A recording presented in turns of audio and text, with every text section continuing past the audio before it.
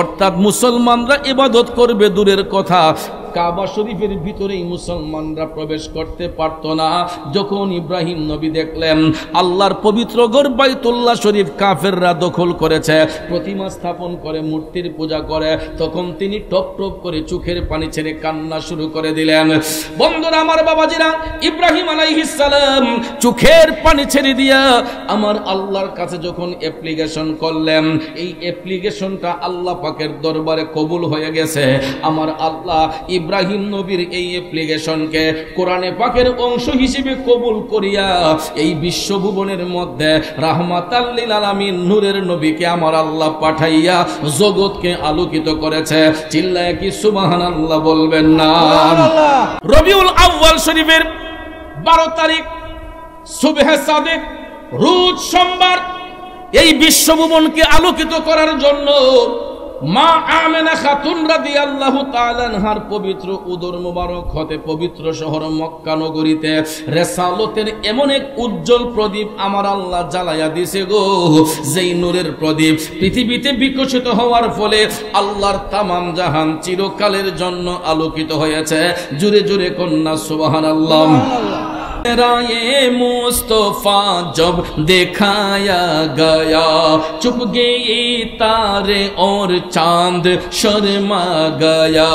आमिना देख कर मुस्कुराने लगी, हवा मरियम भी खुशियाँ मनाने लगी। आमिना बीबी सबसे ये कहने लगी, दुआ होगी कबूल, अल्लाह दुआ होगी कबूल। अल्लाह ही अल्लाह, अल्लाह ही अल्लाह, बोलो अल्लाह ही अल्लाह, अल्लाह। बाजितपुर मीडिया, सुन्नियतेर अहंकार।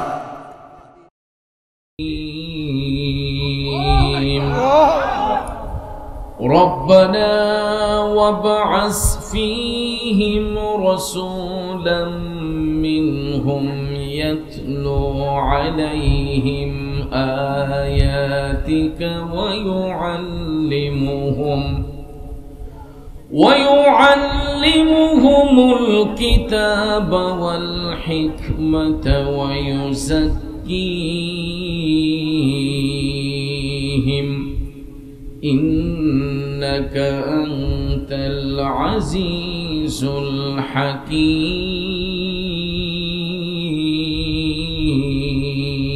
الحكيم. صدق الله العظيم وصدق رسوله النبي الحبيب الكريم، ونحن على ذلك من الشاهدين والشاكرين، والحمد لله رب العالمين. ربي صلي وسلم وبارك عليهم.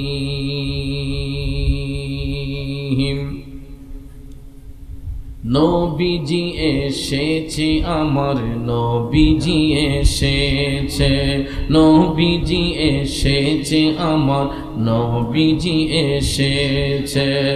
এই ধরারি মাঝে বেহেশতি সেই সাজে, ত্রিভুবনের প্রিয় নবী দেখো না এসেছে। ত্রিভুবনের প্রিয় নবী দেখো না এসেছে। নবীজি এসেছে আমার, নবীজি এসেছে। উপস্থিত ঐতিহ্যবাহী প্রত্যেকের প্রতি আবারও আন্তরিক সালাম। আসসালামু আলাইকুম ওয়া রাহমাতুল্লাহি ওয়া বারাকাতুহু। ওয়ালাইকুম আসসালাম ওয়া রাহমাতুল্লাহ। রব্বুল ইজ্জতের আলিশান দরবারে লাখো কোটি শুকর গুজার করার পর প্রিয় নবী সরকার দু আলম নূরে মুজাসসাম, নূরুন আলা নূর, দু জাহানের সরদার, উম্মতের দরদি, শাফাতের কান্ডারি, যিনি হায়াতুন নবী, জিন্দা নবী, যিনি সমস্ত নবীগণের নবী, যিনি কুল কায়নাতের রহমত, তিনি আল্লাহর হাবিব রহমাতাল লিল আলামিন হুজুরে পুর নূর সাল্লাল্লাহু তাআলা আলাইহি ওয়াসাল্লামের শানে নাতে মুস্তফা দুরুদে মুস্তফা সাল্লাল্লাহু আলাইহি ওয়াসাল্লাম পরিবেশন করে আপনাদের খেদমতে মহাগ্রন্থ আল কোরআনুল কারীমের সর্ববৃহৎ সূরা সূরাতুল বাকারার প্রথম পারার 129 নম্বর আয়াতে পাক তেলাওয়াত করেছি।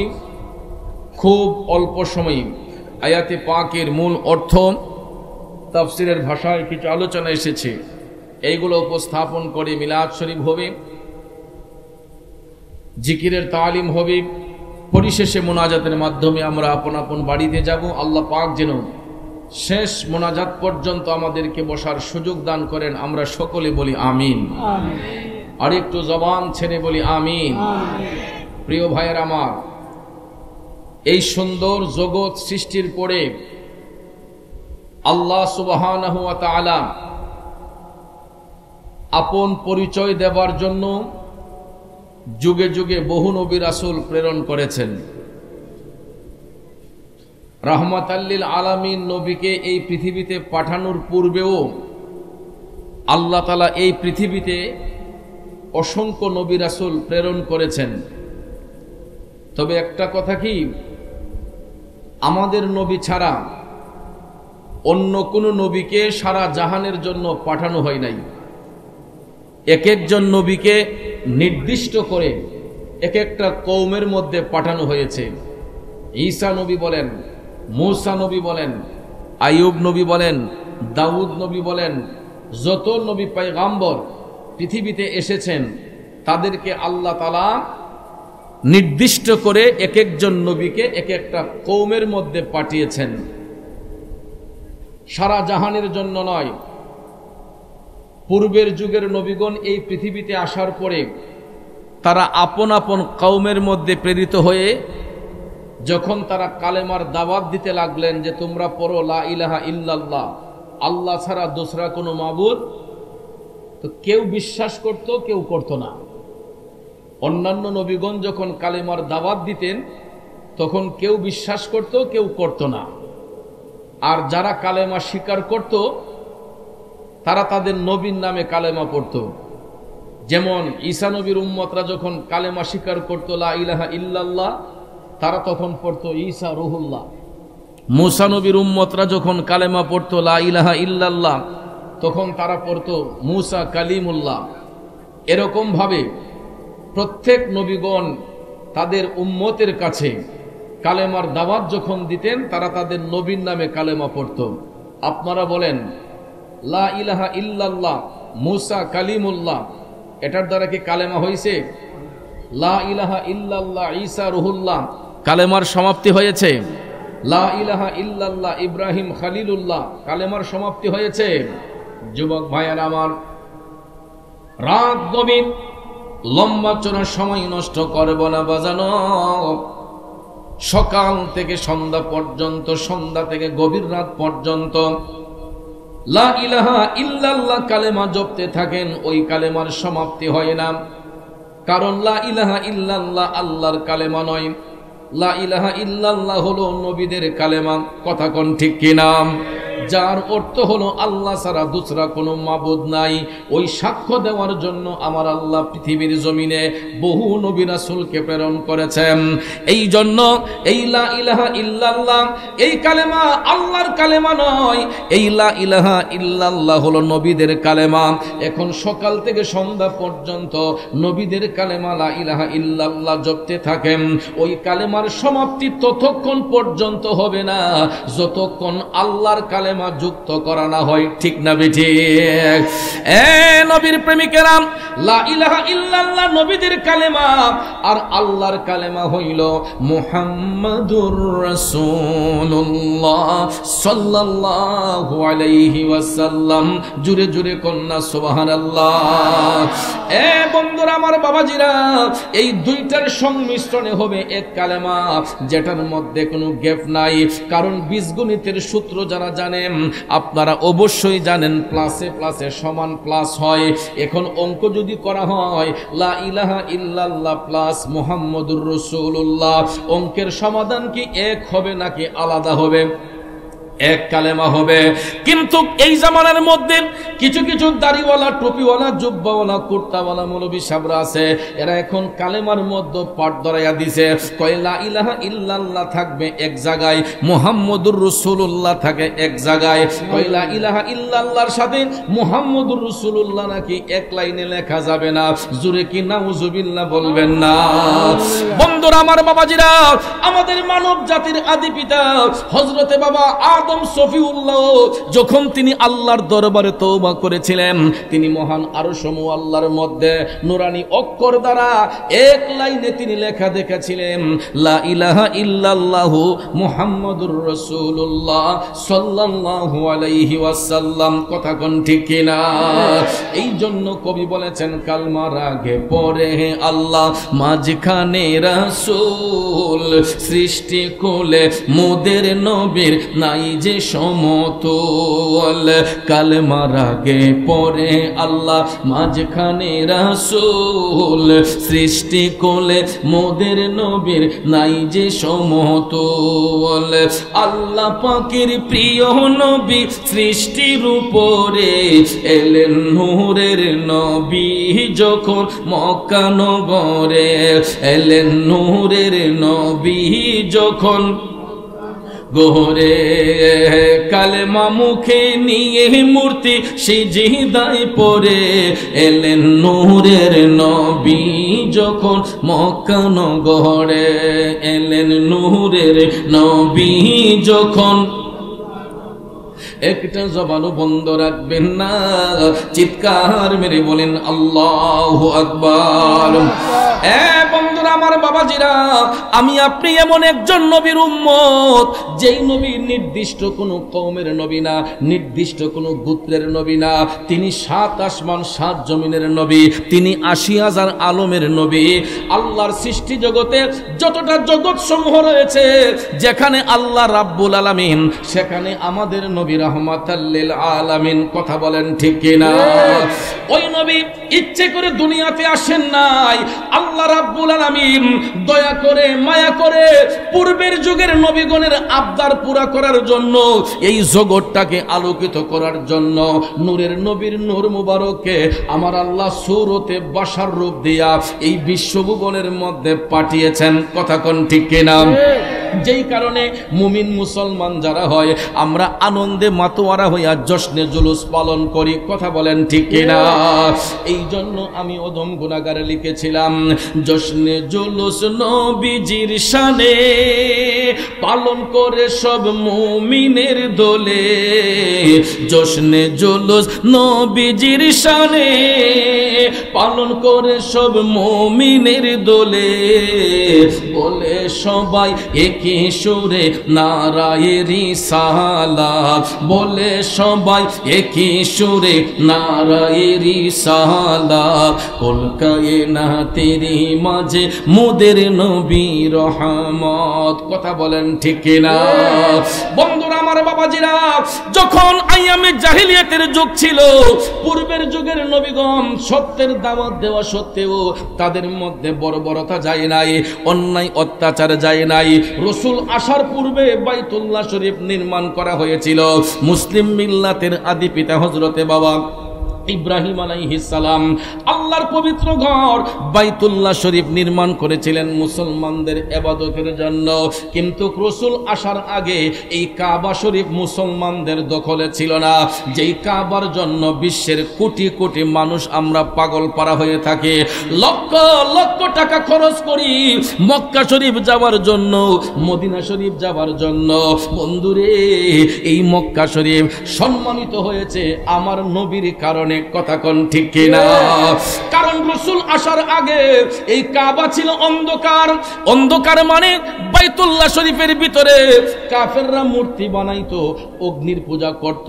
কাবা শরীফের চতুর্পার্শ্বেরা মূর্তি বানাইয়া বানাইয়া কাবা শরীফের ভিতরে নিয়ে মূর্তি রেখে দিত। অর্থাৎ মুসলমানরা ইবাদত করবে দূরের কথা, কাবা শরীফের ভিতরেই মুসলমানরা প্রবেশ করতে পারত না। যখন ইব্রাহিম নবী দেখলেন আল্লাহর পবিত্র ঘর বাইতুল্লাহ শরীফ কাফেররা দখল করেছে, প্রতিমা স্থাপন করে মূর্তির পূজা করে, তখন তিনি টপ টপ করে চোখের পানি ছেড়ে কান্না শুরু করে দিলেন। বন্ধুরা আমার, বাবাজিরা, ইব্রাহিম আলাইহিস সালাম চোখের পানি ছেড়ে দিয়া আমার আল্লাহর কাছে যখন অ্যাপ্লিকেশন করলেন, এই অ্যাপ্লিকেশনটা আল্লাহ পাকের দরবারে কবুল হয়ে গেছে। আমার আল্লাহ ইব্রাহিম নবীর এই অ্যাপ্লিকেশনকে কোরআনে পাকের অংশ হিসেবে কবুল করিয়া এই বিশ্বভুবনের মধ্যে রাহমাতাল লিল আলামিন নূরের নবীকে আমার আল্লাহ পাঠাইয়া জগৎকে আলোকিত করেছে। চিল্লায় কি সুবহানাল্লাহ বলবেন না? বিসমিল্লাহির রহমানির রহিম।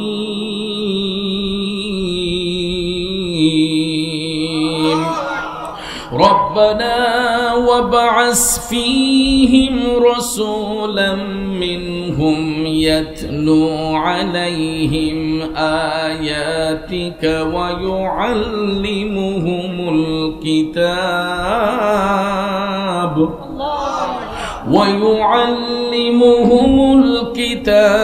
والحكمة ويزكيهم। উচ্চস্বরে বলুন ঘোষণাটা কার? বন্ধুরা আমার, বাবাজিরা, মূলত এই অ্যাপ্লিকেশন ছিল ইব্রাহিম আলাইহিস সালামের। তিনি বলেছিলেন, আয় আল্লাহ, মানব জাতির মধ্য হতে তাদের নিকট একজন রসুল প্রেরণ করো, যিনি তোমার বান্দাদেরকে আয়াতে পাক শিক্ষা দেবে, তোমার বান্দাদেরকে হিকমত শিক্ষা দেবে, ওয়ায়ুজাক্কিহিম, তোমার বান্দাদেরকে পবিত্র করবে।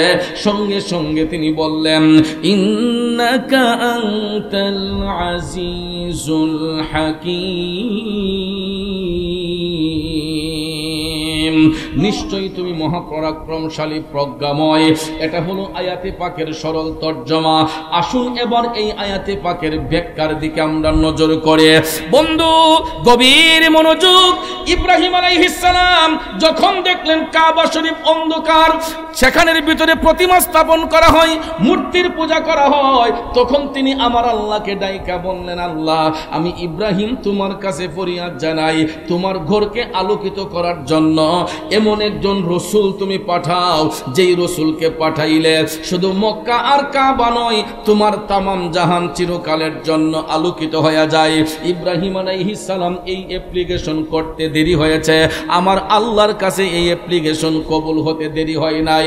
সাথে সাথে আল্লাহ রাব্বুল আলামিন রবিউল আউয়াল শরীফের 12 তারিখ সুবহে সাদেক, রোজ সোমবার, এই বিশ্বভুবনকে আলোকিত করার জন্য মা আমেনা খাতুন রাদিয়াল্লাহু তাআলা আনহার পবিত্র উদর মোবারক হতে পবিত্র শহর মক্কা নগরীতে রিসালতের এমন এক উজ্জ্বল প্রদীপ আমার আল্লাহ জ্বালায়া দিয়েছে গো, যেই নূরের প্রদীপ পৃথিবীতে বিকশিত হওয়ার ফলে আল্লাহর তামাম জাহান চিরকালের জন্য আলোকিত হয়েছে।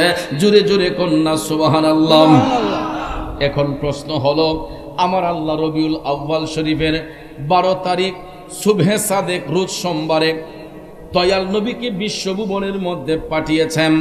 প্রশ্ন হলো, আল্লাহ তাআলা তো ইচ্ছে করলে দিনের একটা অংশে রসুলকে পাঠাইতে পারতেন, আর না হয় রাতের একটা অংশে রসুলকে পাঠাইতে পারতেন, ঠিক না ঠিক?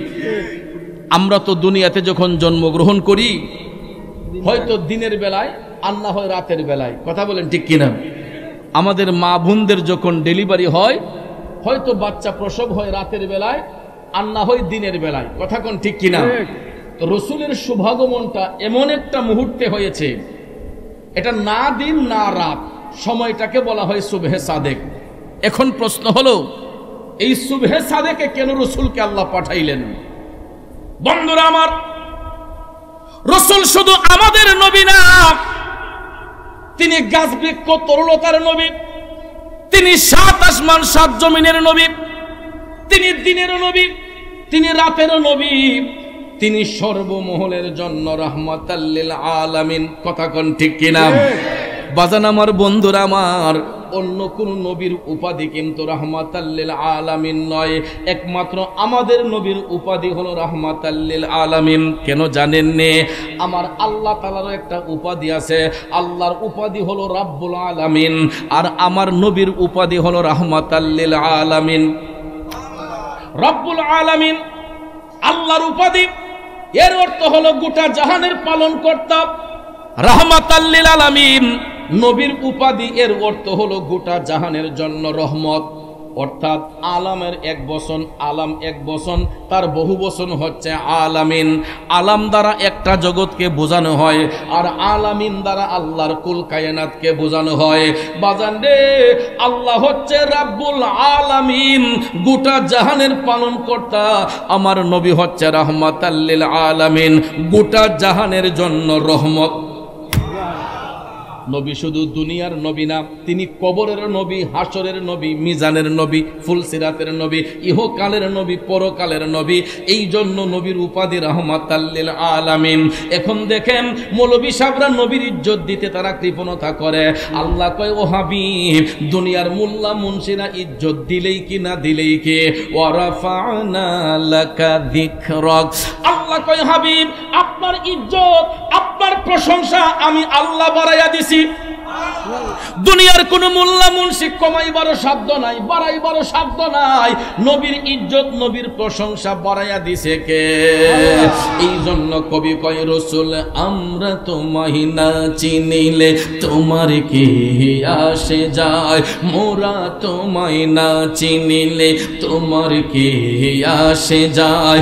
দোনো জাহান নবীজের নূরি কদমে ঝোকায়, ঠিক কিনা বলেন? দোনো জাহান নবীজির নূরি কদমে ঝোকায়। আমরা তোমায় না চিনিলে তোমার কি আসে যায়, দোনো জাহান নবীজির নূরি কদমে ঝোকায়। খারাপ লাগতেছে আমার বাবাজিরা, গভীর মনোযোগ, মনোযোগ। নবীজি রাহমাতাল লিল আলামিন, ওই নবী শুধু দুনিয়ার জন্য রহমত নয়, গোটা জাহানের জন্য রহমত। পৃথিবীতে আমার নবীর আসার কোনো প্রয়োজন ছিল না, ইচ্ছে করে রাসূল আসেন নাই। আল্লাহ তাআলা দয়া করে, মায়া করে নূরের নবীর নূর মুবারককে সূরতে বাশার রূপে পৃথিবীতে পাঠিয়েছেন। রবিউল আউয়াল শরীফের 12 তারিখ সুবহে সাদেকের সোমবারে। এখন সুবহে সাদেকে পাঠানোর বিষয়ে ভাইয়ার আমার, বন্ধুরা আমার, ফতোয়ার কিতাবগুলা পড়লে দেখা যায়, ফতোয়া স্বামীর ব্যাখ্যার মধ্যে আমি পাইলাম, নবীজির মিলাদুন নবীর আলোচনা করতে গিয়া পাইলাম, ফতোয়া স্বামীতে এসেছে রাসূল যেদিন শুভাগমন করবেন, দিন আমার আল্লাহর কাছে অ্যাপ্লিকেশন করেছে, আল্লাহ রাহমাতাল লিল আলামিন নবীকে আমি দিনের মধ্যে পাঠাও, রাসূল পায়া আমি দিন ধন্য হতে চাই। একইভাবে রাত আমার আল্লাহর কাছে অ্যাপ্লিকেশন করলো, আল্লাহ রাহমাতাল লিল আলামিন নবীকে আমি রাতের মধ্যে পাঠাও, নূরের নবীকে পাইয়া আমি রাত ধন্য হতে চাই।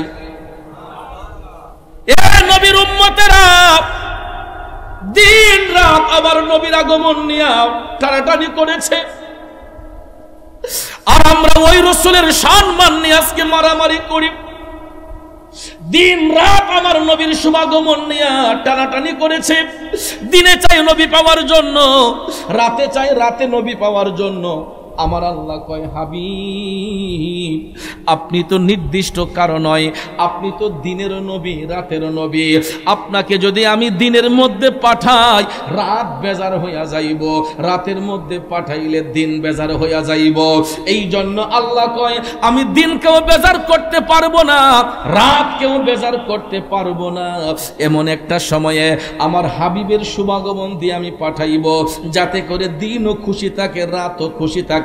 এই জন্য দিনের শেষ, রাতের শেষ, দিনের শুরু, রাতের শেষ, দিনের শুরু, ওই সময়টাকে বলা হয় সুবহে সাদেক, যাতে দিনও বেজান না হয়, রাতও বেজান না হয়। আমার আল্লাহ সুবহে সাদেকের সময় রবিউল আউয়াল শরীফের 12 তারিখ সোমবারে দয়াল নবীকে পৃথিবীর মধ্যে পাঠাইয়া জগৎকে আলোকিত করেছেন।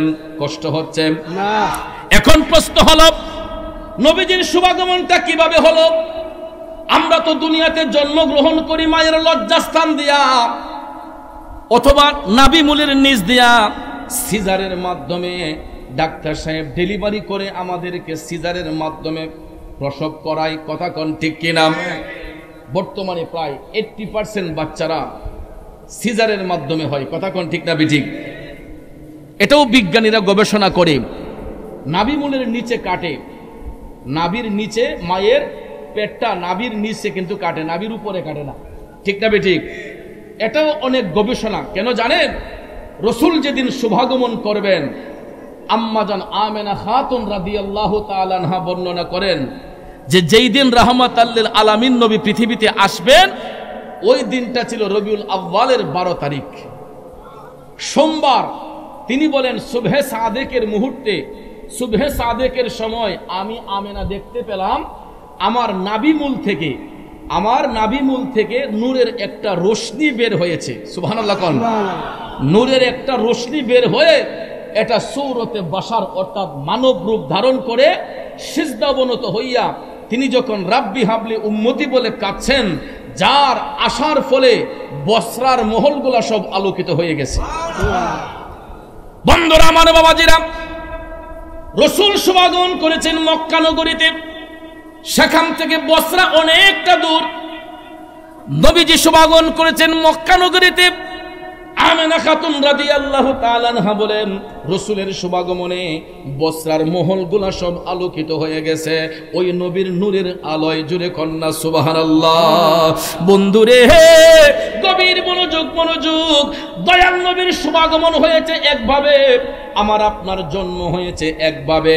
অর্থাৎ আমি আপনি যখন মায়ের লজ্জাস্থান দিয়া অথবা সিজারের মাধ্যমে ভূমিষ্ঠ হই, ডাক্তার সাহেবকে জিজ্ঞেস করবেন মায়ের গর্ভ থেকে যখন বাচ্চাটাকে খালাসি করা হয়, ওই বাচ্চার মুখটা থাকে আসমানের দিকে। কোন দিকে? নর্মাল ডেলিভারিতে যদি বাচ্চা প্রসব হয়, দাইমাকে জিজ্ঞেস করে দেখবেন মায়ের পেট থেকে বাচ্চা যখন খালাসি করা হয় তখন বাচ্চার মাথাটা আগে বের হয়, আর ওই মাথাটা, মুখটা থাকে আসমানের দিকে। কোন দিকে? মুখটা থাকে আসমানের দিকে। আর রসুল পৃথিবীতে শুভাগমন করেছেন জান্নাতি পোশাক পরিধান করে, মুখ মুবারক আসমানের দিকে ছিল না, তিনি সিজদা অবনত হয়ে জমিনের মধ্যে সিজদারত অবস্থায় শুভাগমন করে ইয়া রব্বি হাবলি উম্মতি, ইয়া রব্বি হাবলি উম্মতি বলে আল্লাহর দরবারে কান্না করেছেন। আল্লাহর দরবারে নবী সিজদায় পড়িয়া গুনাহগার উম্মতকে দাও মাফ করিয়া, রব্বি হাবলি বলে নবী কাঁদেন উম্মতের মায়ায়, নবী কাঁদেন মদিনায় আজো উম্মতের মায়ায়, নবী কাঁদেন মদিনায় আজো উম্মতের মায়ায়। দুরুদ পড়ে সবাই, দুরুদ পড়ে সবাই নবীকে সালাম জানাই, নবী কাঁদেন মদিনায় আজো উম্মতের মায়ায়। কথা বলেন ঠিক কিনা? বন্ধুরা আমার, বাবাজিরা, ওই নবীর শুভাগমন আমাদের সঙ্গে সৃষ্টির কোন বস্তুর সঙ্গে তুলনা হয় না।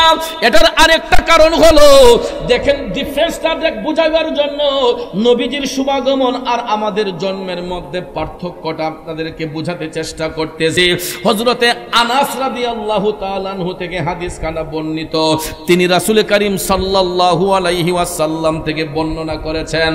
দয়াল নবী বলতেছেন, আমি খোদার কসম খেয়ে বলতেছি, আমি আমার মওলা পাকের দরবারে এতই সম্মানিত, আল্লাহ তাআলা আমি রসুলকে খতনাকৃত অবস্থায় দুনিয়ার মধ্যে পাঠিয়েছেন এবং আমার লজ্জাস্থান পৃথিবীবাসীর জন্য দেখা আমার আল্লাহ হারাম করে দিয়েছে।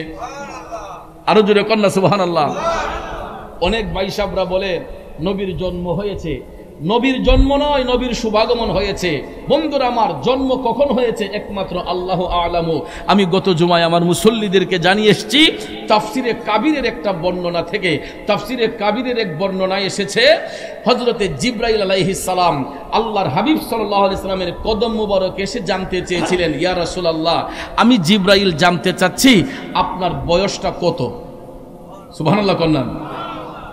আমার নবী মুস্কি হাসলেন, মুচকি হেসে দিয়ে রাসূল বললেন, ও জিবরাইল, আমার বয়স পরে বলবো, আগে বলো জিবরাইল তোমার বয়স কত?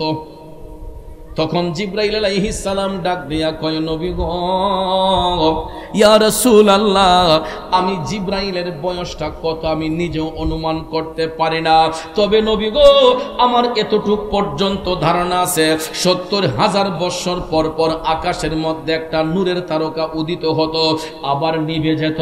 রাসূল বললেন, জিব্রাইল বলো তো, এই নূরের তারকাটা তুমি তোমার জীবনে কতবার দেখেছ?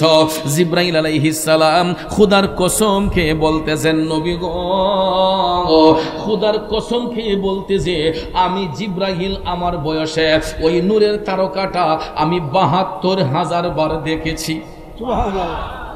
উঠতো কয় বছর পর পর? ৭০,০০০ বছর পর পর আকাশে নূরের তারকা উদিত হতো, আবার নিভে যেত। জিব্রাইল আলাইহিস সালামকে রাসূল বললেন, জিব্রাইল তোমার জীবনে এই নূরের তারকাটা কতবার দেখেছো?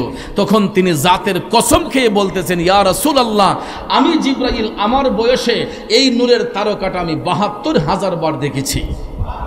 আমার রাসূল ডাক দিয়ে কয়, জিব্রাইল, ও জিব্রাইল, যেই নূরের তারকাটা তুমি ৭২,০০০ বার দেখেছো, ওই নূরের তারকাই ছিলাম আমি নবী মুহাম্মদুর রাসূলুল্লাহ সাল্লাল্লাহু আলাইহি ওয়াসাল্লাম। জোরে জোরে কি সুবহানাল্লাহ বলা যাবে না? এই জন্য শায়ের বলেছেন, নূর ওয়ালা আয়া হে, নূর লেকর আয়া হে, সারে আলম মে দেখো কেসা নূর ছায়া হে।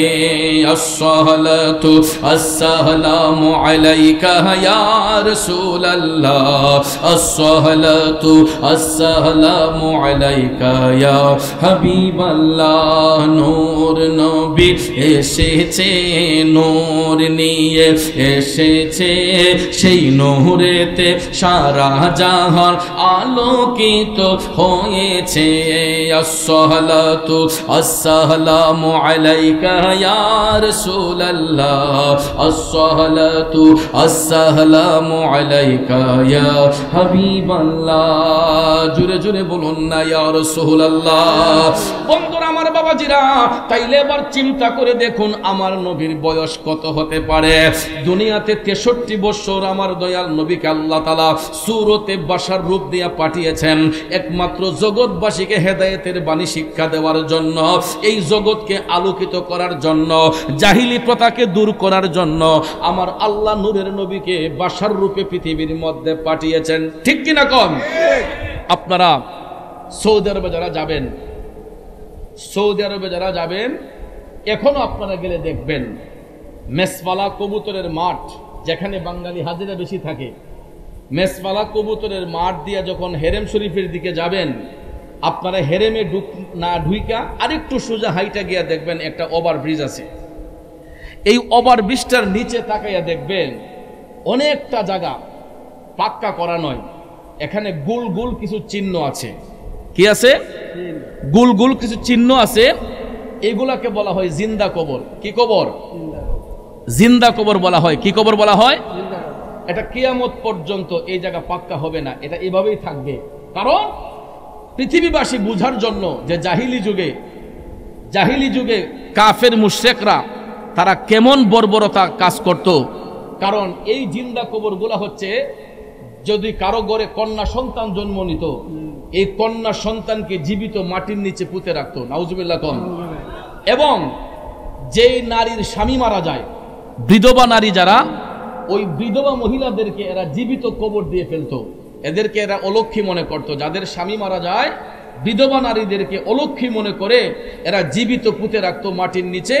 আর এই জন্য এখানে গুল গুল কবরের চিহ্ন এখনো আপনারা সৌদি আরবে গেলে ইনশাল্লাহ, আমি তো আবারও ২২ তারিখ যাচ্ছি, এই রানিং ২২ তারিখ মক্কা শরীফ জিয়ারতে, মদিনা শরীফ জিয়ারতে। বাবাজিরা আমার, আমি বারবার দেখেছি তাকাইয়া অনেকক্ষণ ভাইবা। ২০১৭ সালে যখন গেলাম তখন আমি ভাবলাম যে সব জায়গা পাক্কা, এই জায়গাটাই এরকম কেন? আমি যখন তাকাই আছি, একজন ভাই আমার পিঠে মরায় বলতেছে, হুজুর আপনি কি বাঙালি? আমি কই জি। তো আমিও বাংলাদেশি। কই এটা কি জানেন? আমি কই না ভাই, আমি তো জানি না। হুজুর এটা জিন্দা কবর। আমি কার এটা আবার কি? তখন উনি আমাকে বলল যে জাহিলি যুগে এই নারীদেরকে যারা বিধবা নারী তাদেরকে জীবিত মাটির নিচে পুঁতে রাখা হতো এবং কন্যা সন্তান জন্মগ্রহণ আলা মেরে আকা কা अंदाज है जिससे सरसो मिलियो शिफा पा गया ये खुदा के है रसूल अल्लाह ही अल्लाह ये खुदा के है रसूल अल्लाह बीबी आमिना की फूल अल्लाह जश्ने आमोदे रसूल चेहरा ये मुस्तफा जब दिखाया गया चुप गई तारे और चांद शर्मा गया। पढ़िए सुभान अल्लाह। आशिकों का भाइयों शायर ये फरमाया चेहरा ये मुस्तफा जब दिखाया गया যখন হাবিবের নূর মুবারক পৃথিবীতে প্রকাশ করা হলো আমার নবীর নূরের ঝলক দেখে চন্দ্রের আলো সূর্যের আলো লজ্জায় এরা চুপ হয়ে গেছে। কি হয়ে গেছে? লজ্জায় চুপ হয়ে গেছে। এই জন্য কবি বলতেছেন চেহারা ये मुस्तफा जब दिखाया गया चुप गई तारे और चांद शर्मा गया आमिना देख कर मुस्कुराने लगी हवा मरियम भी खुशियां मनाने लगी आमिना बीबी सबसे ये कहने लगी दुआ होगी कबूल अल्लाह दुआ होगी कबूल अल्लाह ही अल्लाह अल्लाह ही अल्लाह बोलो अल्लाह ही अल्लाह अल्लाह ही अल्लाह बोलो अल्लाह ही अल्लाह बीबी आमिना की फूल अल्लाह जश्ने आमोदे रसूल ओ शादियां ने खुशी को बजाएंगे शादी के नग़मे सबको सुनाएंगे हर तरफ शोर सल्ले अला हो गया आज पैदा हबीबे खुदा हो गया फिर तो जिब्रील ने भी ऐला किया खाके तैबा तेरी धूल अल्लाह ही अल्लाह जब के तेरी धूल अल्लाह ही अल्लाह जश्ने आमदे रसूल ओ उनको साया ज़मीं पर ना पाया गया नूर से नूर देखो जुदा ना हुआ हमको आबिद नबी पर बड़ा नाज है क्या भला मेरी आका का अंदाज है जिससे सरसों मिलियो शिफा पा गया ये खुदा के है रसूल अल्लाह ही अल्लाह ये खुदा के है रसूल अल्लाह ही अल्लाह जश्ने आमदे रसूल अल्लाह बीबी आमिना के फूल हे अल्लाह अल्लाह ही अल्लाह बोलो अल्लाह ही अल्लाह अल्लाह ही अल्लाह बोलो अल्लाह ही अल्लाह बीबी आमिना के फूल हे अल्लाह जश्ने आमदे रसूल ए नबीर प्रेमिकारा আমার নবীর শুভাগমনের পরে 63 বছর জিন্দেগি কাল মুবারক এই পৃথিবীর মধ্যে সূরতে বশর রূপে রাসূল কাটিয়েছেন চন্দ্রের আলো সূর্যের আলো পৃথিবীর কোনো আলো আমার নবীর নূর মুবারকের উপরে ছায়া ফেলতে পারে নাই কারণ আমরা মানুষ রাসূল সূরতে বশর হাকিকতে তিনি আল্লাহর নূর কথা কোন ঠিক কিনা এই জন্য আরেকটা পার্থক্য হলো আমি আপনি দুনিয়াতে আসি উলঙ্গ হইয়া আর আমার রাসূল পৃথিবীতে আসছেন জান্নাতি পোশাক পইরা আরো পার্থক্য হলো আমি আপনি জন্মগ্রহণ করার পরে বয়স যখন 7 বছর 8 বছর হয় তখন আমাদের সুন্নতে খতনা হয় কথা বলেন মুসলমানের দাওয়াত পান না? বাচ্চা জন্মগ্রহণ করলে 7 বছর 8 বছর হলে বাবা বিদেশ থাকলে আগে থেকেই প্রিপারেশন নিয়ে আসে, এবার গিয়ে আমার ছেলের সুন্নত কাজটা করামু, আমার ছেলের খতনা করামু। কথা কোন ঠিক না ঠিক?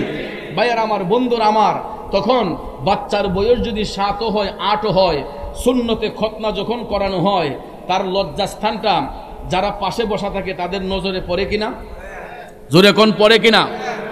আমার রসুল বলতেছেন যে আমি আমার রবের নিকট এতই সম্মানিত, আল্লাহ রাব্বুল আলামিন আমি রসুলকে খতনাকৃত অবস্থায় পৃথিবীতে পাঠিয়েছেন, এবং আমি রসুলকে এতই সম্মানিত করেছেন, আমার লজ্জাস্থান পৃথিবীবাসীর জন্য দেখা হারাম করে দিয়েছেন। ইভেন এই আয়াতে পাকে, এই হাদিস শরীফের হাসিয়ার মধ্যে বর্ণনা করা হয়েছে যে রসুল নিজের লজ্জাস্থানের দিকে পর্যন্ত কোনোদিন তাকান নাই। রসুল জীবনে কখনো তেনার আপন লজ্জাস্থান মুবারকের দিকে তাকান নাই, কারণ আমার নবী তাকাইবার কোনো প্রয়োজন নাই, কারণ নবীজির পেশাব মুবারক নূর, পায়খানা মুবারক নূর। কথা কোন ঠিক না ঠিক? বন্ধুরা আমার, বাবাজিরা আমার, রসুল যখন পেশাব মুবারক করতেন সাহাবায়ে কেরাম সেটা আতর রূপে গ্রহণ করতেন, শরবত হিসেবে পান করে ফেলতেন। রসুল যখন পায়খানা করতেন গো, আমার নবীর পায়খানা মুবারকটা জমিন গিলে ফেলতো। আরো জোরে কর না সুবহানাল্লাহ। এবং শুধু তাই নয়, আমার আপনার পায়খানার মধ্যে সুগন্ধ না দুর্গন্ধ? দেখেন, টয়লেট ছাড়া যদি কেউ রাস্তার মোড়ে পায়খানা করে আর কেউ যদি এই পাশ দিয়ে হাইটা যায়, তখন দেখবেন রুমাল নাকে দিয়া তারে বকাবকি করে। কথা কোন ঠিক না বেঠিক? আই হাই রে, এটা কুন্ডার করে কুন্ডাই কাম করছে রে। কথা বলেন। এবং আমার আপনার পেশাব যেটা, এটা অ্যাসিডের কাম করে। কিসের কাজ করে? দেখবেন 2-3 জনে যদি এক জায়গার মাঝে পেশাব করে, এই জায়গার ঘাস পর্যন্ত জ্বলা যায়। ঠিক না বেঠিক? বাবারে, মানুষের পেশাবের এত তেজ এবং এত দুর্গন্ধ, বিভিন্ন পাবলিক টয়লেটে গিয়ে যদি প্রস্রাব করতে যান, দেখবেন নাকের মধ্যে একটা দুর্গন্ধ লাগে।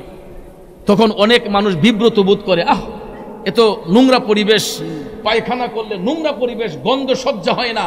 কিন্তু আমরা এমন একজন নবীর উম্মত, যেই নবীর পেশাব মুবারকে সুগন্ধ, পায়খানা মুবারকে সুগন্ধ। চিল্লায়ে সুবহানাল্লাহ বলবেন না?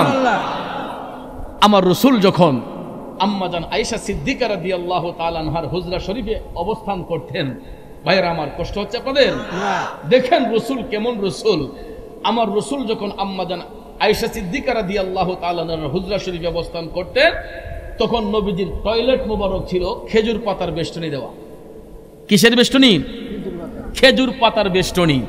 তো আল্লাহর হাবিব সাল্লাল্লাহু আলাইহি ওয়াসাল্লাম যখন টয়লেট মুবারক করতে যেতেন, পায়খানা মুবারক করতে যেতেন, তখন রসুল যখন পায়খানা করতেন তখন বাতাসে সুঘ্রাণ বের হতো। সাহাবায়ে কেরাম তারা ভাবতেন যে এত সুন্দর খুশবু কোত্থেকে আসে, এত সুন্দর খুশবু কোত্থেকে আসে। তখন তারা অনেক, 1 দিন 2 দিন 3 দিন তারা ট্রাই করলেন, কিন্তু কেউ এটার কোনো চিহ্ন খুঁজে পাচ্ছে না, কোত্থেকে এটা আসতেছে। হঠাৎ একদিন সাহাবায়ে কেরাম দেখতেছেন যে আমার রসুল যখন পায়খানা মুবারক করতে যান, তখন সেখান থেকে এরকম একটা সুঘ্রাণ, মেশক আম্বরের ঘ্রাণ বের হয়ে আসে। সাহাবায়ে কেরাম ভাবলেন যে আমরা আজকে দেখব নবীজির পায়খানা মুবারকটা কেমন। আল্লাহু আকবার কন্যা। তখন ভাইয়ার আমার, রসুল যখন ইস্তেঞ্জা করে পায়খানা মুবারক করে বের হলেন, সাহাবায়ে কেরাম সাথে সাথে প্রবেশ করলেন।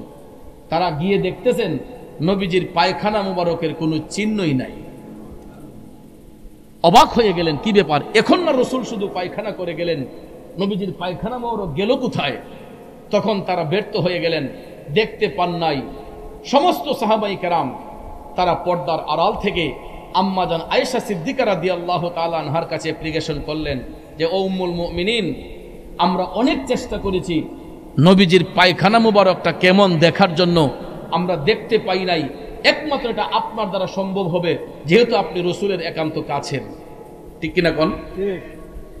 আম্মাজান আয়েশা সিদ্দিকা রাদিয়াল্লাহু তাআলা আনহা ডাক দিয়ে বললেন, ও সাহাবারা, যেহেতু আপনারা ইবদার করেছেন, আমি আয়েশা আজকেই চেষ্টা করে দেখব, আমি যদি দেখতে পাই আপনাদেরকে জানাবো। এই আশ্বাস পাইয়া সাহাবায়ে কেরাম যার যার হুজরা শরীফে চলে গেলেন। এখন দেখা যায় হুজরা শরীফের মধ্যে আম্মাজান আয়েশা সিদ্দিকা রাদিয়াল্লাহু তাআলা আনহা নবীজির খেদমতে মাশগুল, নবীজির গোলামিতে মাশগুল।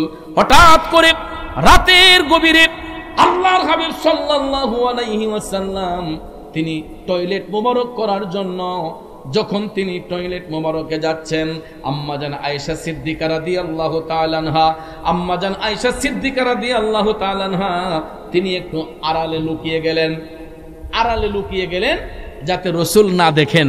আম্মাজান আয়েশা সিদ্দিকা ভাবলেন যে আমি আজকে এই চালাকিটাই করব, একদিকে রাসূল বের হবেন, আরেকদিকে আমি ঢুকবো, একদিকে বের হবেন আরেকদিকে ঢুকলেই তো আমি দেখতে পাবো নবীজির পায়খানা মুবারকটা কেমন। কথা কোন ঠিক না ঠিক?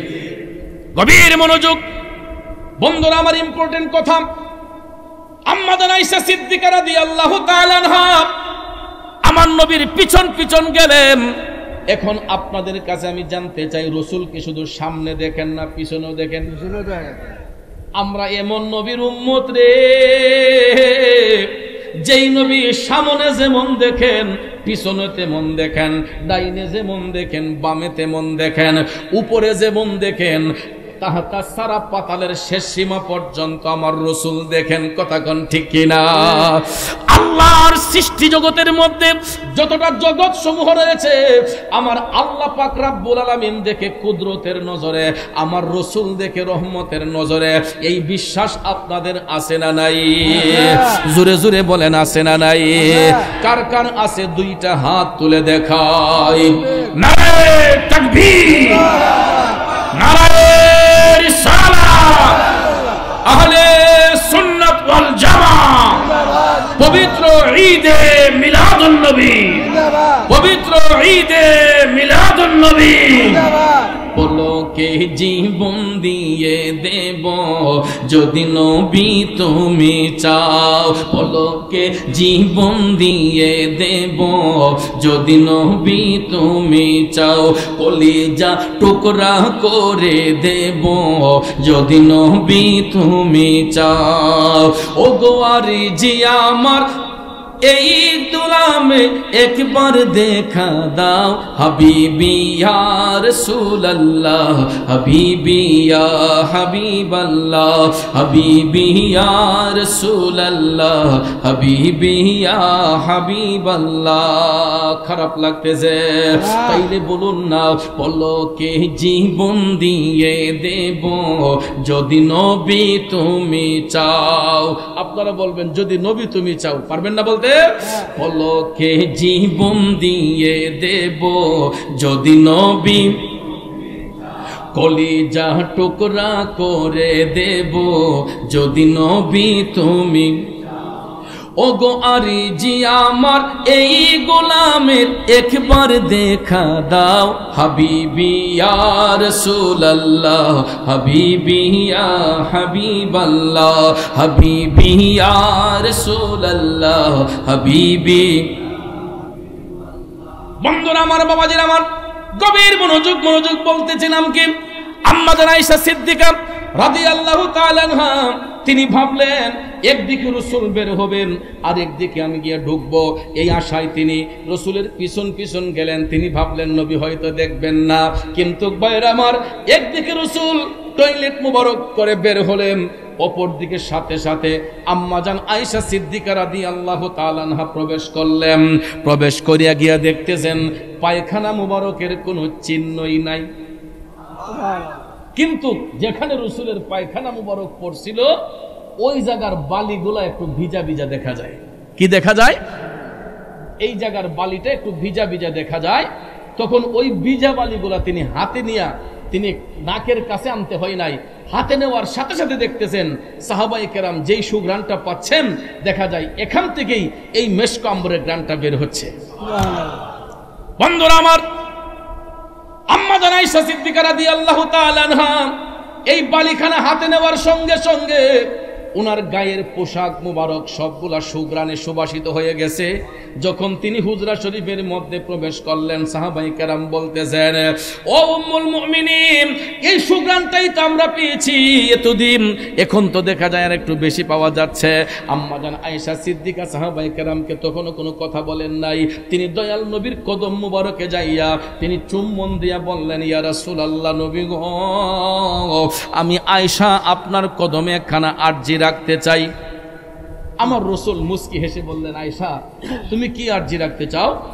তখন আম্মাজান আয়েশা সিদ্দিকা রাদিয়াল্লাহু তাআলা আনহা বলতেছেন যে ইয়া রাসূলুল্লাহ, আপনার উম্মতেরা সাহাবায়ে কেরাম আমি আয়েশার মাধ্যমে তারা জানতে চেয়েছিল আপনার নুরানি পায়খানা মুবারকটা কেমন, কারণ এটা থেকে মেশক আম্বরে গ্রান আসে।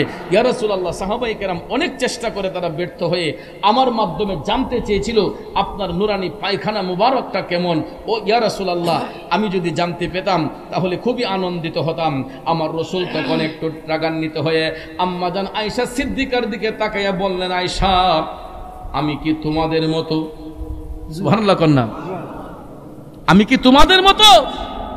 সুবহানাল্লাহ কন্যা, আইয়ুকুম মিসলি। রাসূল বলতেছেন আরবিতে, আইয়ুকুম মিসলি, আমি কি তোমাদের মতো? এই কথা বলার সঙ্গে সঙ্গে আম্মা আয়েশা সিদ্দিকা রাদিয়াল্লাহু তাআলা আনহা মাথা মুবারক নিচু করে ফেললেন।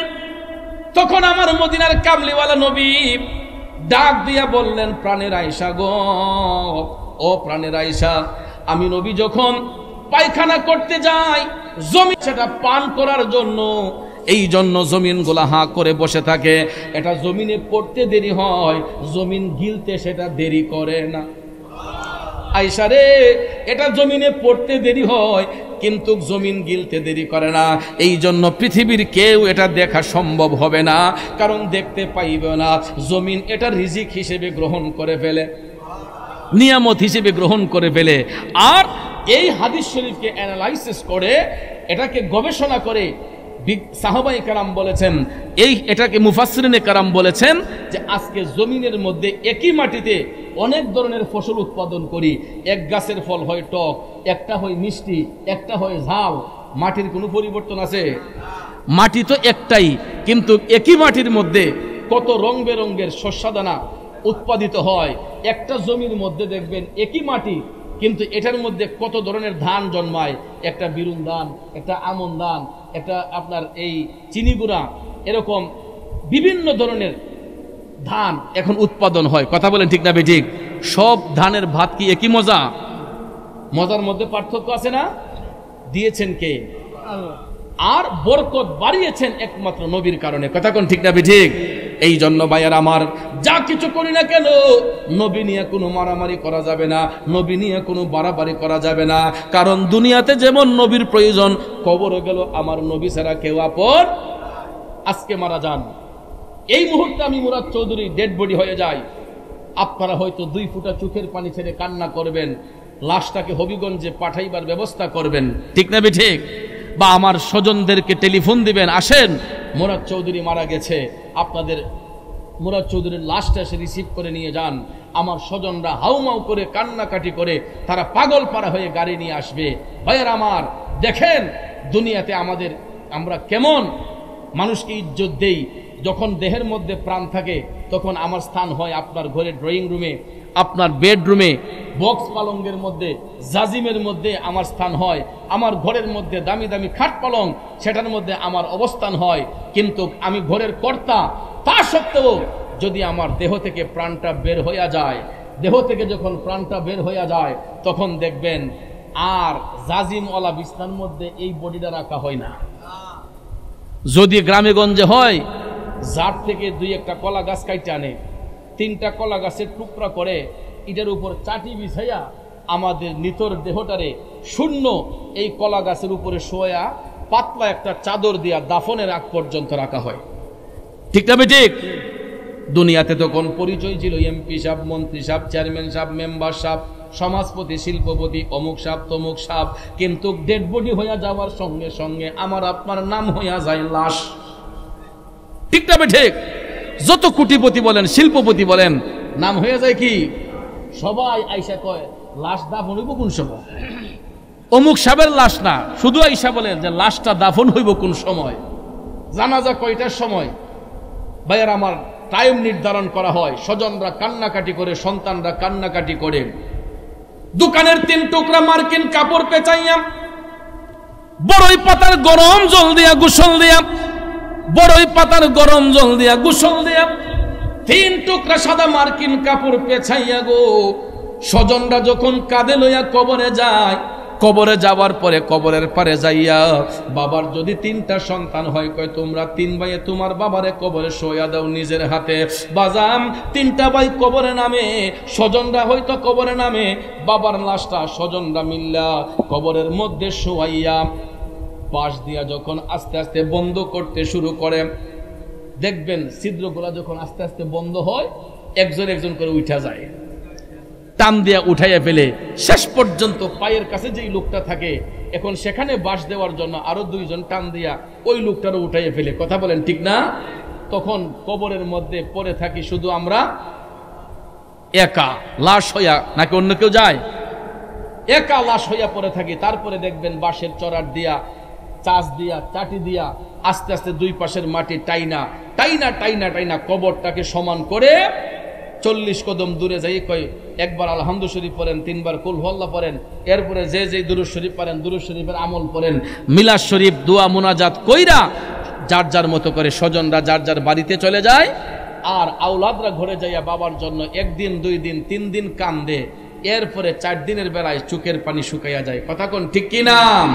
তাইলে কবরে যে বাবারে রাখলাম, যেই বাবারে না দেখলে পরাণ বাঁচে না, যেই মারে না দেখলে পরাণটা ছটফট ছটফট করে রে, নিজের হাতে বাবারে কবরে শোয়াইলাম, মারে কবরে শোয়াইলাম। 3 দিন যায়, 5 দিন যায়, 10 দিন যায়, মাস যায়, বছর যায়, যুগ যায়, 1 যুগ 2 যুগ 3 যুগ পার হইয়া যায় রে, আর কোনো খবর জানলাম না কবরের মধ্যে মা কেমন আছে, বাবা কেমন আছে। এই জন্য ভাইয়ের আমার, আমি আপনি খবর না রাখলেও কবরের মধ্যে একজন আপন হইয়া যায়, তিনি হলেন দুজাহানের বাদশাহ, দয়ার নবী, মায়ার নবীজি। কথা কোন ঠিক কিনা?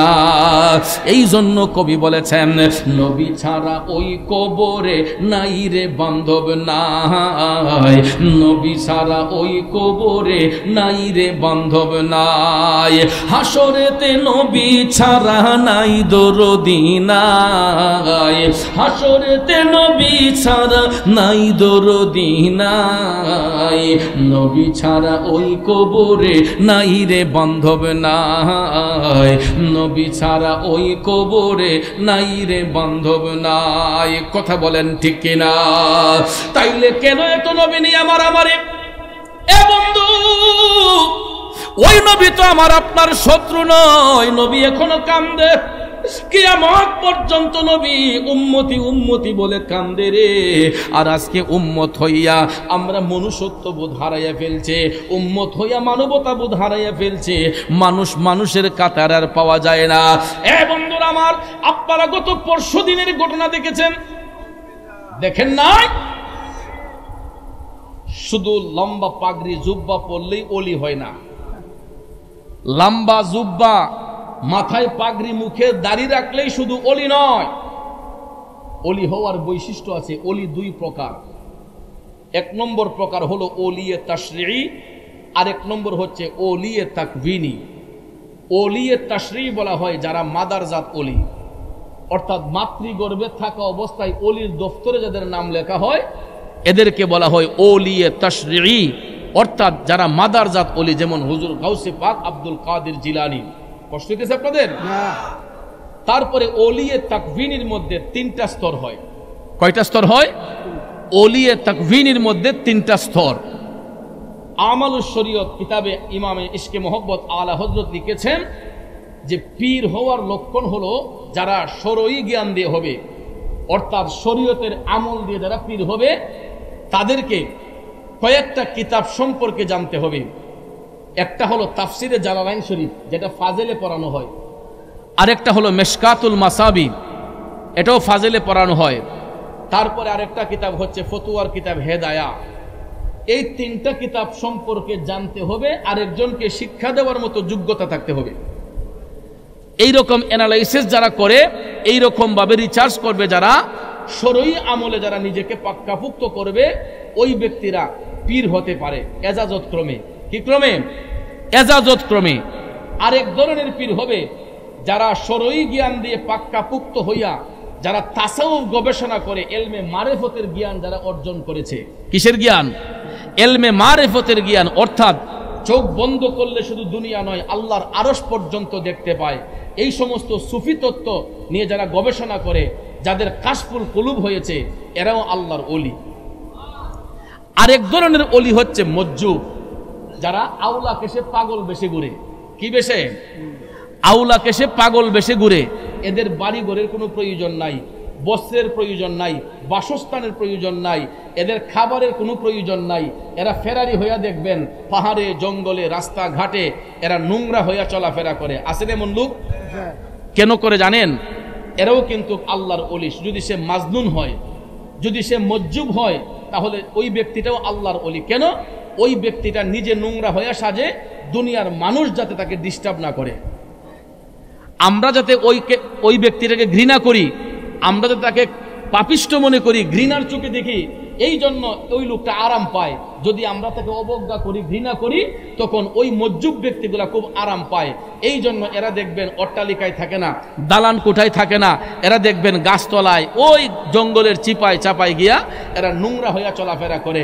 আর দুনিয়া লোভী মানুষগুলা যখন ঘুমের ঘরে চলে যায়, তখন ওই মজ্জুব পাগলগুলা নিশি রাইতে এরা জাপ জঙ্গলের ভিতর থেকে এরা মৌলার সঙ্গে প্রেমের খেলা খেলে, মৌলার সঙ্গে এরা প্রেমের খেলা খেলে। এই জন্য ওই মজ্জুব ব্যক্তিদেরকে নিয়ে কোনো মন্তব্য করতে নাই।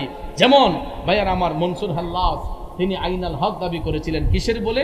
তিনি আউলা কেশে পাগল বেশে ফেরারি হইয়া সে চোখ বন্ধ করলো মৌলারে দেখে, চোখ খুললেও মৌলারে দেখে। এই জন্য তিনি নিজেকে আনাল হক দাবি করেছিলেন। কথা কোন ঠিক দাবি ঠিক? আজ পর্যন্ত কেউ কি ওনার বিরুদ্ধে ফতোয়া দিতে পারছে? তাহলে বর্তমান জামানায় আমরা কোন দেশে বাস করতেছি? একজন পাগল, আপনারা দেখেছেন নুরা পাগল নামে একজন পাগলা সারা মিডিয়াতে তুলপাড়। কথা বলেন ঠিক না ঠিক? আমি মানলাম ওই লোকটা সমাজ বিরোধী কাজ করেছে, আমি মানলাম ওই লোকটা হয়তো কোনো ভুল কথা বলেছে, রং কথা বলেছে, কুফুরি কথা বলেছে। ভাইয়ার আমার, ওই লোকটার জীবদ্দশায় তাকে কি আইনি প্রক্রিয়ায় সাজা দেওয়া যাইতো না? অবশ্যই যেত। তখন আপনারা কোথায় ছিলেন? নুরা পাগলা যখন শরীয়ত বিরোধী কথা বলেছে, তখন আপনারা তাকে আইনের আওতায় এনে তাকে শাস্তির অধীনে নেওয়া উচিত ছিল।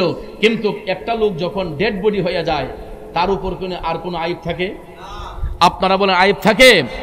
একটা লোক ডেড বডি হয়ে গেছে, তাকে কবরস্থ করা হয়েছে, কবর থেকে উঠাইয়া তার মৃতদেহের মধ্যে আঘাত, শেষ পর্যন্ত জাহিলি যুগে যেই রকম কাজ হইতো, মাথায় টুপি পাগড়ি জুব্বা লাগাইয়া এই সমস্ত কিছু কিছু মোল্লা মুন্সিরা রাস্তার মধ্যে এই নুরা পাগলার দেহের মধ্যে আগুন ধরাইয়া, মৃতদেহ, এও জীবিত দেহ নয়, মৃতদেহের মধ্যে আগুন ধরে তাকে আগুনে পোড়াইয়া দিছে।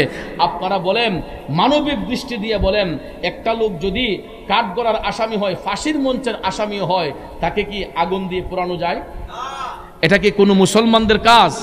তাহলে যারা এই সমস্ত বর্বরিচিত কাজ করেছে, আমার দৃঢ় বিশ্বাস যে আমরা হয়তো এজিদকে দেখি নাই, আমরা হয়তো আবু জেহেলকে দেখি নাই, কিন্তু তার উত্তরসূরিদেরকে এখন দেখতে পাচ্ছি। কথা বলেন ঠিক না ঠিক? আবু জেহেল হয়তো চলে গেছে, আবু লাহাব চলে গেছে, এজিদ চলে গেছে, কিন্তু তার উত্তরসূরিরা এখনো যায়। এবং তারই সাথে সাথে গতকাল আপনারা লক্ষ্য করেছেন, আমরা জশ্নে জুলুস করেছি সারা বাংলাদেশে। কথা কোন ঠিক না ঠিক? চট্টগ্রামের জমিনে, বাংলাদেশের মধ্যে সবচেয়ে বড় জুলুস হয় চট্টগ্রামের জমিনে, যেখানে হাটহাজারী থেকে ইমাম শেরে বাংলা রহমাতুল্লাহ আলাইহির উত্তরসূরিরা, নবীর সৈনিকরা জশ্নে জুলুস যখন বের করেছে, কিছু কিছু তথাকথিত মাদ্রাসার ছাত্ররা এরা জানলা দিয়ে গরম পানি ছেড়ে দিছে। আমরা নবী প্রেমের স্লোগান দিচ্ছি, এরা গরম পানি ছাত্রদের উপর ছুঁড়ে মারছে। আপনারা বলেন, এটা কি কোনো বিবেকবানদের কাজ?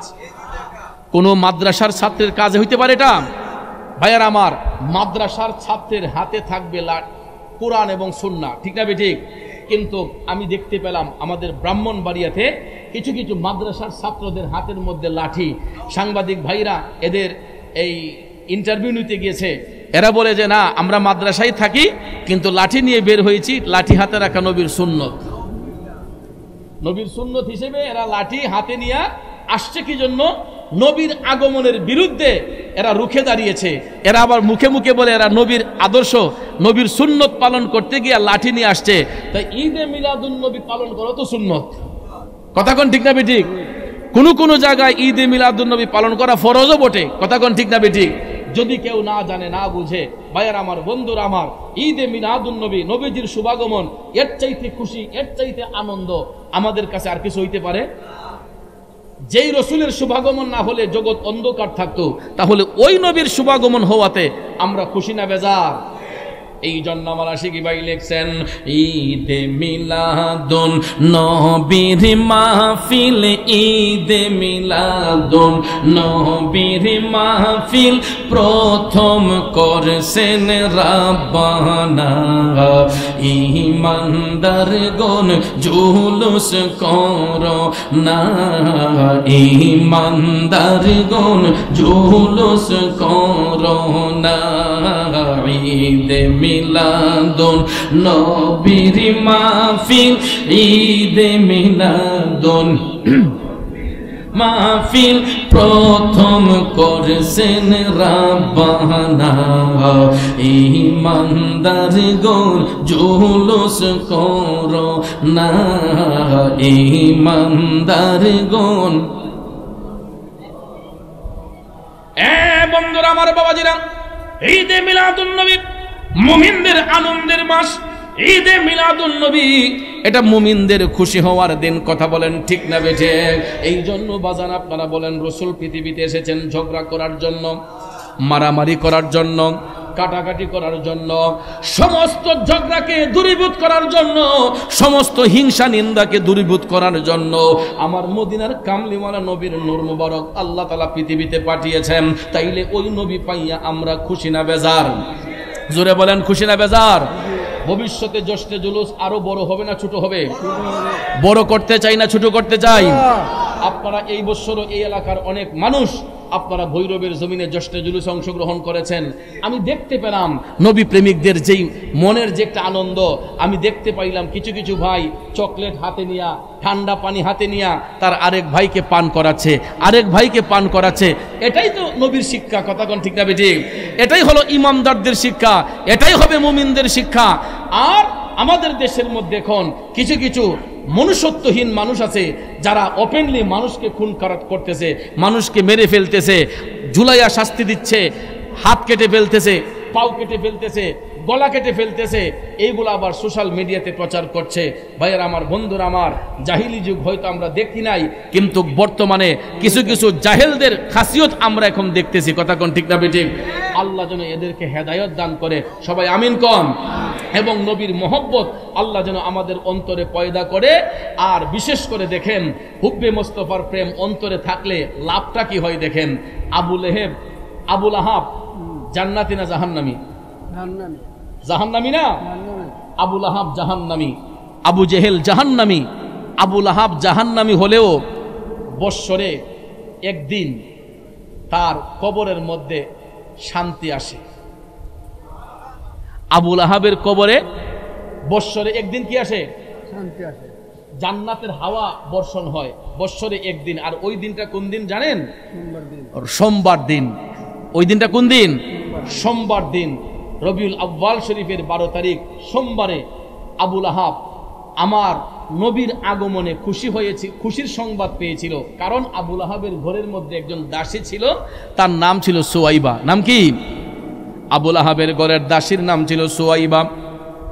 রাসূল যেদিন শুভাগমন করবেন, সুয়াইবা জানতে পারল রাহমাতাল লিল আলামিন নবীর শুভাগমন হয়েছে। সুয়াইবা আবুল আহাবের ঘর থেকে বাইরে ছিল। রাসূলের শুভাগমনের কথা শুই না সুয়াইবা মনের খুশিতে হাইসা হাইসা আবুল আহাবের ঘরের মধ্যে যখন প্রবেশ করল, আবুল আহাব ডাক দেয়া কয়, কিরে সুয়াইবা, আজকে তোর মনে এত আনন্দ কেন? আজকে তোর ভিতরে এত খুশি কেন? সুয়াইবা ডাক দিয়া কয়, আপনি কি জানেন না আজকে পৃথিবীতে কার শুভাগমন হয়েছে? আবুল আহাব কয়, কার? কয়, আজকে পৃথিবীতে রাহমাতাল লিল আলামিন নবীর শুভাগমন হয়েছে। হযরত মুহাম্মদ মুস্তাফা সাল্লাল্লাহু আলাইহি ওয়াসাল্লামের শুভাগমন হয়েছে। তখন আবুল আহাব একটু মুস্কি হাসি দিয়েছিল। ও আমার বাতিজা আসছে। আবুল আহাব খুশি হইয়া বলছিল, ও আমার বাতিজা আসছে। বাতিজার শুভাগমনে খুশি হয়েছিল রবিউল আউয়ালের 12 তারিখ সোমবারে। এই জন্য ভাইয়ের আমার, আবুল আহাব যখন দুনিয়া ছেড়ে কবরে চলে গেল, তার কবরের মধ্যে তো আযাব। কিন্তু রবিউল আউয়ালের 12 তারিখ যখন আসে বা সোমবার যখন আসে, আবুল আহাবের কবরের মধ্যে ভাইয়ার আমার তার শাহাদাত আঙ্গুল দিয়ে জান্নাতের নহর বের হয়, আর এটা সে চুষতে থাকে। আর ওই দিন তার কবরের মধ্যে একটু আরাম থাকে, কারণ আবু লাহাব বলছে যে আমি যদি পুনরায় আবার দুনিয়াতে যাইতাম তাহলে কিয়ামত পর্যন্ত দয়াল নবীর মহব্বতে ঈদে মিলাদুন্নবী পালন করতাম।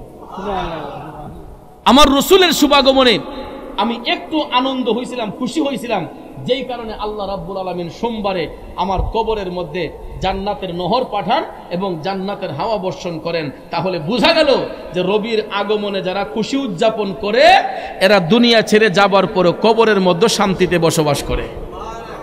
তাহলে ভাইয়ের আমার, দুনিয়ার মানুষ আমাদেরকে যা ইচ্ছা তাই বলুক, আমাদের কিছু আসে যায়?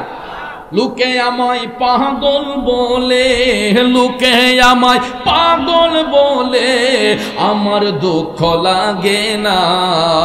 আমাকে পাগল করেছে আরবের ওই মদিনা, আমাকে পাগল করেছে আরবের ওই মদিনা। লোকে আমায় পাগল বলে, আমার দুঃখ লাগে না। আমাকে পাগল করেছে আরবের ওই মদিনা, আমাকে পাগল করেছে আরবের ওই মদিনা। ঠিক কিনা বলেন? লোকের মন্দ পুষ্পচন্দ, লোকে মন্দ বলুক, তাতে কিছু যায় আসে না। আমরা নবীর গোলামি করছি, করতে থাকিব কিয়ামত পর্যন্ত। কথা কোন ঠিক না ঠিক? আমরা নবীর গোলামি করতেছি, করব, করতে থাকিব। নাকি অসুবিধা আছে? নবীর গোলামি ছাড়া কোনো মুক্তি আছে? নবীর গোলামি ছাড়া কোনো মুক্তি নাই। এই জন্য ভাইয়ার আমার, আল্লাহ রাব্বুল আলামিন যেন আমি সহ আমাদের সকলের অন্তরে যেন হুব্বে মোস্তফার প্রেম, ইশকে মোস্তফার প্রেম আল্লাহ যেন দান করে। ভাইয়ার আমার, বন্ধুর আমার, লোকের মন্দ পুষ্পচন্দ, আমাদেরকে অনেকে ভণ্ড বলে, আমাদেরকে অনেকে বেদাতি বলে, আমাদেরকে জিলাফি খুর বলে, আমাদেরকে সিন্নি খুর বলে। এগুলা বললে আমরা বড় মজা পাই। আমরা বড় মজা পাই। কেন পাই? কারণ এই মিলাদ শরীফ পড়ি নবীর মহব্বতে, তাবারক বক্ষণ করি নবীর মহব্বতে, জিলাপি খাই নবীর মহব্বতে, বিরিয়ানি খাই নবীর মহব্বতে। নাকি কেউরে গাইলিয়া বৈক্যা আমরা নবীকে তাজিম করে মিলাদ শরীফ পড়ে সালাম দিয়ে কিয়াম করে তারপরে আল্লাহর কাছে ইস্তেগফার করে মুনাজাতের মাধ্যমে আল্লাহ তাআলা আমাদেরকে সেই নিয়ামত দেন, আমরা এটা ভক্ষণ করি। অসুবিধা আছে? ভাইয়ার আমার, বন্ধুরা আমার, এদের নসিবও নাই, এর লেগে আলগা থেকে এরা জ্বলে। কথা কোন ঠিক না ঠিক? জ্বলে দিক কই এরা আমরার উপরে গরম পানি ছাড়ে, আর আল্লাহ আমরার অন্তরটারে শীতল করে দেয়। কথা কোন ঠিক না ঠিক? একটু দুরূদ শরীফ পড়েন, আল্লাহুম্মা সাল্লি। এটা আগে কইলে সাজাইয়া নিয়ে আসা যায়। আল্লাহুম্মা সাল্লি আলা সাইয়্যিদিনা আদিনা বি শাফি মাওলানা আদনা বিয়ানাম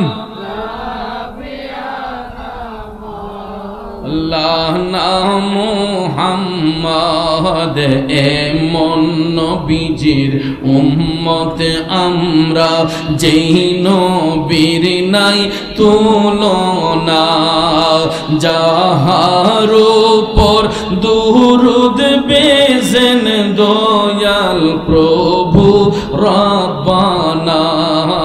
আল্লাহুম্মা সাল্লি আলা মাশাআল্লাহ মুহাম্মাদ নবী শাফি মাওলানা আদনা বিয়ানা।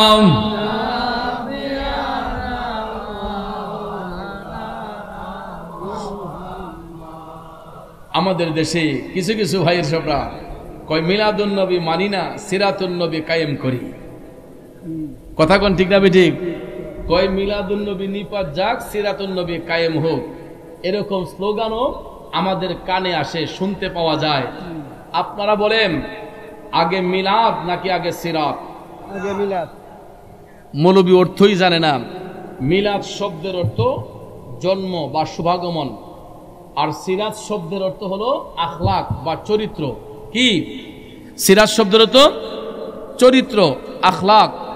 আর মিলাদ শব্দের অর্থ জন্ম বৃত্তান্ত বা শুভাগমন।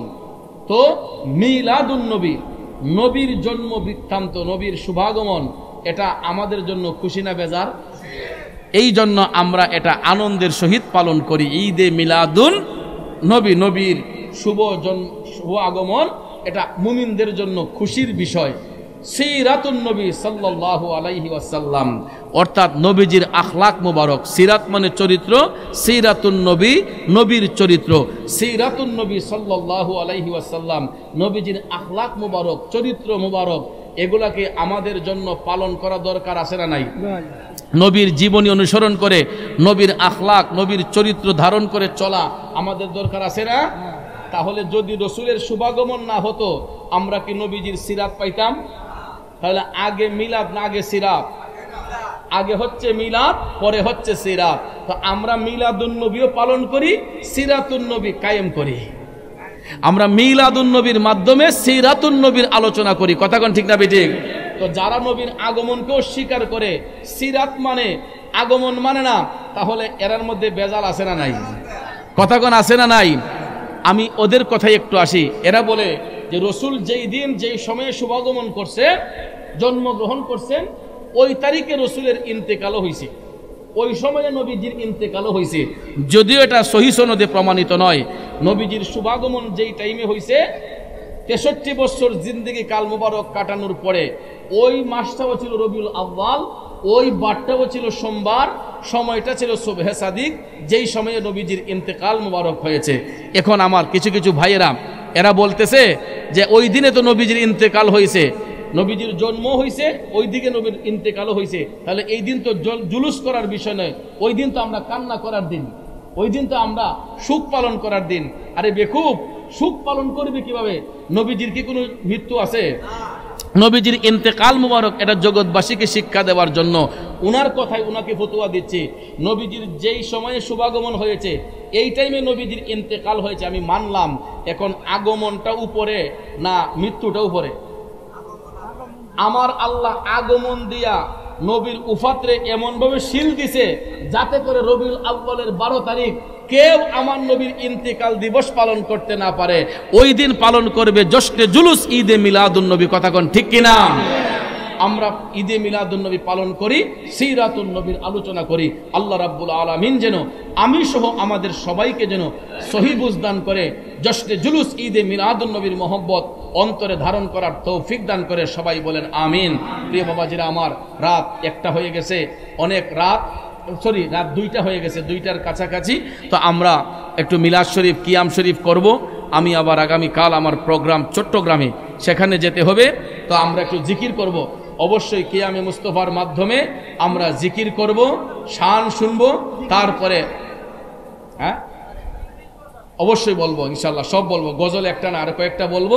আমরা নবীজিকে সালাম দিয়ে একটু জিকির করে কয়েকটা শান শুনে তারপরে আমরা দোয়া মুনাজাত করে তাবারও গ্রহণ করে বাড়িতে যাব। কষ্ট হবে আপনাদের? আর আমি অতি আনন্দিত, এখানে এসে দেখতেছি আমার মসজিদের অনেক মুসল্লি যারা প্রতি শুক্রবারে আমার সাথে নামাজ পড়ার জন্য ভৈরব চলে যান। এখান থেকে অনেক মুসল্লি আছেন, ভৈরবে গিয়ে আমার সাথে নামাজ পড়েন। আমি আপনাদেরকে মুবারকবাদ জানাই, ধন্যবাদ জানাই। আপনারা এত দূর থেকে কষ্ট করে গিয়ে জুমা নামাজ পড়েন। আসলে আরও অনেক জায়গা থেকে, সেই নরসিংদী থেকে, বাজিতপুর থেকে, কুলিয়ারচর থেকে অনেকে আমার মসজিদে আমার সাথে জুমার নামাজ আদায়ের জন্য যান।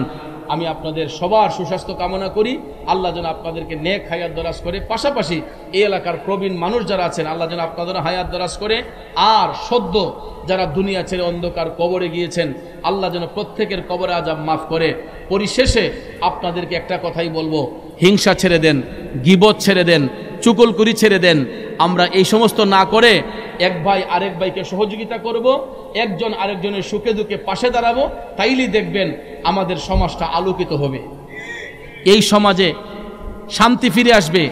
বর্তমানে আমরা অশান্তির দাবানলে জ্বলতেছি, কোনো নিয়ম শৃঙ্খলা পাচ্ছি না, শান্তি বিরাজ করছে না। যেই দিকে যাই শুধু একটা হতাশ ভাব। প্রত্যেকটা সেক্টরে, ব্যবসায়ী ক্ষেত্রে যান, চাকরির ক্ষেত্রে যান, প্রত্যেকটা ধাপে ধাপে আমাদের একটা অশান্তি বিরাজ করে, আল্লাহ যেন আল্লাহর কুদরতে দাওয়াই দিয়া যেন এই দেশটাকে শান্তির অভয়বাণীতে পরিণত করেন। আমরা সবাই বলি আমিন।